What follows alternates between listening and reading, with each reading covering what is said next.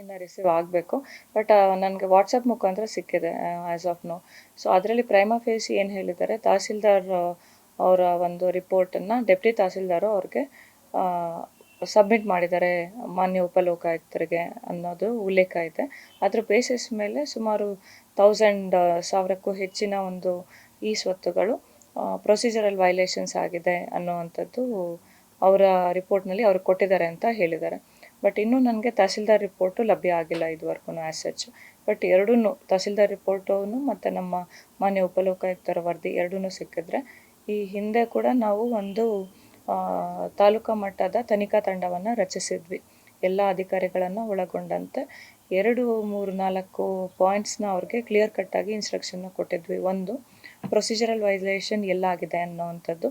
Procedural violation ಆಗಿದ್ದರೆ ಯಾರ ಸಮಯದಲ್ಲಿ ಆಗಿದೆ ಅನ್ನೋದನ್ನು ಕೇಳಿದ್ವಿ. ಯಾವುದೋ ಅಟ್ಯಾಚ್ಡ್ ಸಪೋರ್ಟಿವ್ ಡಾಕ್ಯುಮೆಂಟ್ಸ್ ಇಲ್ದಿರ ಮಾಡಿದಾರಾ, ಲೀಗಲ್ ಇದೆಯಾ ಇಲ್ಲೀಗಲ್ ಇದೆಯಾ ಅನ್ನೋದನ್ನು ವೆರಿಫಿಕೇಷನ್ ಮಾಡಿರೋದು ಎಷ್ಟು ಈ ಸ್ವತ್ತುಗಳು ಆ ಪೀರಿಯಡಲ್ಲಿ ಎಷ್ಟು ಲೀಗಲ್ ಇದೆ, ಎಷ್ಟು ಇಲ್ಲೀಗಲ್ ಇದೆ, ಇಲ್ಲೀಗಲ್ ಇರೋದರಲ್ಲಿ ಎಷ್ಟು ಪ್ರೊಸೀಜರಲ್ ವೈಲೇಷನ್ಸ್ ಆಗಿದೆ, ಯಾರ ಪೀರಿಯಡಲ್ಲಿ ಆಗಿದೆ, ಏನು ಕ್ರಮ ವಹಿಸಬೇಕಂತ ವಿಸ್ತೃತವಾಗಿ ವರದಿಯನ್ನು ಕೊಡಿ ಅಂತ ಹೇಳಿದ್ವಿ ಈಗಾಗಲೇ.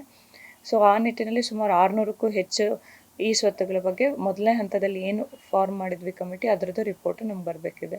ಈಗ ಎರಡನೇ ಹಂತದಲ್ಲಿ ಸುಮಾರು 1000ಕ್ಕೂ ಹೆಚ್ಚಿನ ಈ ಸ್ವತ್ತು, 1100 ಸಮಥಿಂಗ್ ಏನೋ ಹೇಳಿದ್ದಾರೆ, ಅಷ್ಟು 1100ಕ್ಕೂ ಹೆಚ್ಚಿನ ಈ ಸ್ವತ್ತುಗಳು ಇದೇ ರೀತಿ ಯಾವುದೇ ಒಂದು ದಾಖಲೆಗಳ ಒಂದು ಸಪೋರ್ಟಿವ್ ಡಾಕ್ಯುಮೆಂಟ್ಸ್ ಏನಂದರೆ, ಜನರಲಿ ಈ ಸ್ವತ್ತು ಮಾಡಬೇಕಂದ್ರೆ ನಮಗೆ ಸಪೋರ್ಟಿವ್ ಡಾಕ್ಯುಮೆಂಟ್ಸ್ ಇರಬೇಕು ಮತ್ತು ಪ್ರೊಸೀಜರಲ್ಲಿ ಫಾಲೋ ಮಾಡಬೇಕಾಗತ್ತೆ. ಒಂದು ಸೆಟ್ ಆಫ್ ಪ್ರೊಸೀಜರ್ ಇದೆ ಮಾಡಬೇಕಂದ್ರೆ, ಅದು ಎರಡೂ ಆಗಿಲ್ಲ ಅನ್ನೋವಂಥದ್ದು ನನಗೆ ಪ್ರೈಮಾ ಫೇಸಿ ಆ ವರದಿ ಓದಿದ್ದೇನೆ ನಾನು, ಈ ವಾಟ್ಸಪ್ ಮುಖಾಂತರ ಲಭ್ಯ ಆಗಿರೋದು, ಅದ್ರ ಮೇಲೆ ನನಗೆ ಕಂಡು ಬಂದಿರೋವಂಥ ಮಾಹಿತಿ. ಸೊ ಹಾಗಾಗಿ ಅದು ಏನು ಪ್ರೊಸೀಜರಲ್ ವೈಲೇಷನ್ಸ್ ಇದೆ ಪ್ಲಸ್ ಇಲ್ಲಿಗ್ಯಾಲಿಟೀಸ್ ಏನಿದೆ ಎರಡನ್ನೂ ಮಾಡಿ ರಿಪೋರ್ಟ್ ಕೊಡಿ ಅಂತ ಹೇಳಿದ್ದೀವಿ. ಮಾನ್ಯ ಉಪಲೋಕಾಯುಕ್ತರು ನಮ್ಮ ಒಂದು ಇಒ ತಾಲೂಕು ಪಂಚಾಯತ್ಗೆ ನಿರ್ದೇಶನವನ್ನು ಕೊಟ್ಟಿದ್ದಾರೆ. ನೆಕ್ಸ್ಟು 16ನೇ ತಾರೀಕು ಒಳಗಡೆ ಇದ್ರ ಬಗ್ಗೆ ಎಕ್ಸಾಮಿನ್ ಮಾಡಿ ಅವ್ರಿಗೆ ರಿಪೋರ್ಟ್ ಕಳಿಸ್ಬೇಕು ಅಂತ. ಸೊ ಅದರ ಅನ್ವಯವಾಗಿ ನಾವು ಕೂಡ ನಮ್ಮ ಎಲ್ಲ ತನಿಖಾ ತಂಡದಲ್ಲಿರುವಂಥ ಅಷ್ಟು ಜನ ಅಧಿಕಾರಿಗಳಿಗೂ ತುಂಬಾ ಸ್ಟ್ರಿಕ್ಟಾಗಿ ಹೇಳಿದ್ದೀವಿ ದಟ್ ಟೈಮ್ ಲೈನ್ಸ್ ಫಾಲೋ ಮಾಡಬೇಕು ಮತ್ತು ಏನು ಇಲ್ಲಿಗ್ಯಾಲಿಟೀಸ್ ಇದೆಯೋ ಅದನ್ನು ಕ್ಲಿಯರ್ ಕಟ್ಟಾಗಿ ಎವಿಡೆನ್ಸ್ ಬೇಸಿಸ್ ಮೇಲೆ ರಿಪೋರ್ಟ್ ತೊಗೊಂಡು ವರದಿ ಮಾಡಿ ಅಂತ ಹೇಳ್ತೀವಿ ನಾವು. ಈಗ ತನಿಖಾ ತಂಡ ರಚನೆ ಮಾಡೋದು ಅಲ್ಲಿ ಕಂಡು ಬಂದಿದೆಯಾ? ಲಾಸ್ಟ್ ಟೈಮೇ ಮಾಡಿದ್ವಲ್ಲ, ಇದು ಸೆಕೆಂಡ್ ಸೆಟ್ ಬಂದಿರೋದು. ಈಗ 1100 ಸಮಥಿಂಗ್ ಏನು ಬಂದಿದೆ ಅದು ಸೆಕೆಂಡ್ ಸೆಟ್ಟಲ್ಲಿ ಬಂದಿರೋದು. ಸೆಕೆಂಡ್ ಸೆಟ್ಟಲ್ಲಿ ತಹಸೀಲ್ದಾರ್ ಕೊಟ್ಟಿರೋದು. ಈ ಹಿಂದೆ ಫಸ್ಟ್ ಸೆಟ್ಟಲ್ಲಿ ಸುಮಾರು 600ಕ್ಕೂ ಹೆಚ್ಚು ಕೊಟ್ಟಿದ್ದರು. 600ಕ್ಕೂ ಹೆಚ್ಚು ಇವ್ರು ಎನ್ಕ್ವೈರಿ ಮಾಡಿ ಆಲ್ಮೋಸ್ಟ್ ಪ್ರಿಲಿಮಿನರಿ ರಿಪೋರ್ಟ್ ಕೊಟ್ಟಿದ್ದಾರೆ. ಅದರಲ್ಲಿ ಒಂದಷ್ಟು ಪ್ರೊಸೀಜರಲ್ ವೈಲೇಷನ್ ಆಗಿದೆ ಅಂತ ಕ್ಲಿಯರಾಗಿ ಹೇಳಿದ್ದಾರೆ.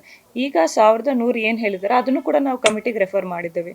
ತಾಲೂಕು ಮಟ್ಟದ ಕಮಿಟಿ ಏನು ಮಾಡಿದ್ದಾರೆ ಇಲ್ಲಿಗ್ಯಾಲಿಟೀಸ್ನ ನೋಡಲಿಕ್ಕೆ, ಅವರು ಕೂಡ ಅದನ್ನು ಎಕ್ಸಾಮಿನ್ ಮಾಡಿ ಅವ್ರ ರಿಪೋರ್ಟ್ನ ಕೊಡಬೇಕಿದೆ ನಮಗೆ. ಎಷ್ಟು ಆ 1100ರಲ್ಲಿ ಎಷ್ಟು ಪ್ರೊಸೀಜರಲ್ ವೈಲೇಷನ್ ಆಗಿದೆ, ಎಷ್ಟು ಕ್ಲಿಯರ್ ಕಟ್ ಇಲೀಗಲ್ ಇದೆ, ಯಾರ್ಯಾರ ಟೈಮ್ ಪೀರಿಯಡಲ್ಲಿ ಆಗಿದೆ, ಏನು ಆ್ಯಕ್ಷನ್ ತೊಗೊಳ್ಬೇಕು, ಇಷ್ಟನ್ನು ಕ್ಲಿಯರ್ ಕಟ್ಟಾಗಿ ಕೊಡಿ ಅಂತ. 600ರಲ್ಲಿ ಸುಮಾರು ಒಂದು ನಮಗೆ ನಂಬರ್ ವೈಸ್ ಹಾಕಿ ಅಂತಲೂ ಹೇಳಿದ್ದೇವೆ ನಾವು. ಯಾವ್ದು ರಾಂಗ್ ಆಗಿದೆ, ಯಾವ್ದು ಪ್ರೊಸೀಜರಲ್ ವೈಲೇಷನ್, ಸುಮಾರಷ್ಟು ಪ್ರೊಸೀಜರಲ್ ವೈಲೇಷನ್ಸ್ ಆಗಿರೋದು ಕಂಡು ಬಂದಿದೆ ನಮಗೆ.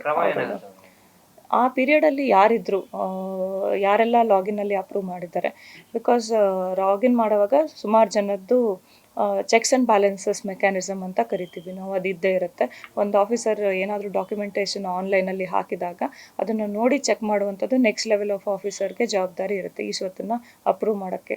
ಸೊ ಹಾಗಾಗಿ ಯಾರೆಲ್ಲ ಆ ಒಂದು ಪ್ರಕ್ರಿಯೆಯಲ್ಲಿ ಜವಾಬ್ದಾರಿತನವನ್ನು ತೋರಿಸಿಲ್ಲ ಅಥವಾ ಯಾರಾದ್ರೂ ವಿಲ್ಫುಲ್ ಮಾಡಿದ್ದಾರೆ ಆ್ಯಕ್ಟ್ ಅಂದರೆ 2 ರೀತಿ ಆಗುತ್ತೆ. ಒಂದು ಬೇಜವಾಬ್ದಾರಿತನದಿಂದ ಮಾಡುವಂಥದ್ದು, ಎರಡನೇದು ಗೊತ್ತಿದ್ದು ಮಾಡುವಂಥದ್ದು ತಪ್ಪು. ಸೊ ಆ ಬೇಸಿಸ್ ಮೇಲೆ ನಮಗೆ ಅವ್ರ ಮೇಲೆ ಎಲ್ಲರ ಮೇಲೂ ಡಿ ಶುರುವಾಗುತ್ತೆ. ಆ ಪೀರಿಯಡಲ್ಲಿ ಯಾರು ಇರ್ತಾರೋ ಡಿಯಲ್ಲಿ ಏನು ಪ್ರೂವ್ ಆಗುತ್ತೋ ಅದ್ರ ಮೇಲೆ ಅವ್ರ ಮೇಲೆ KCSR ನಿಯಮಾವಳಿ ಪ್ರಕಾರ ಕ್ರಮ ಆಗುತ್ತೆ ಅವರಿಗೆ.